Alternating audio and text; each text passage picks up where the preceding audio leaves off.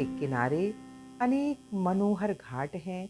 इसके प्रसिद्ध घाटों में दशाश्वमेध, राजेंद्र प्रसाद तुलसी, पंचगंगा घाट,